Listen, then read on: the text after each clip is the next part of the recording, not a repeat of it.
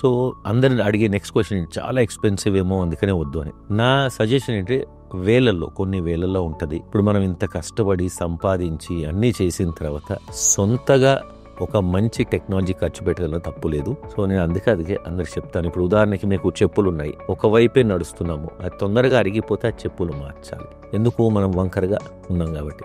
అలాగనే ఇప్పుడు వేసే మోకాలు కూడా కొంచెం వంకరగా వేస్తే తొందరగా అరిగిపోతే తొందరగా మార్చాలి. సో మనం చూసే మినిమల్ థౌజండ్స్ ఆఫ్ రూపీస్ చూసుకుంటే రేపు పొద్దున దాన్ని రివిజన్ సర్జరీ అంటే ఇంకా చాలా ఎక్కువ అమౌంట్ పెట్టడము, పెద్ద ఆపరేషను, మళ్ళీ దాంతో నొప్పి, రెస్ట్. సో ఈ విధంగా మనము అది బ్యాలెన్స్ చేసి చూసుకుంటే రోబోటిక్ పెట్టే కొద్ది మాత్రం ఖర్చు చాలా చాలా లాభాలు ఇస్తున్నాయి. అందుకని నా సజెషన్ అందరికి కూడా కొంచెమన్నా అఫోర్డబిలిటీ ఉంటే కళ్ళు మూసుకొని మీరు రోబోటిక్స్ చేయించుకోండి. సో దాంతో ఏంటంటే కొన్నిసార్లు ఈ లేటెస్ట్ ఇంప్లాంట్స్ ఎందుకంటే స్మూత్నెస్తో ఉండి లాంజివిటీ చాలా వస్తుంది.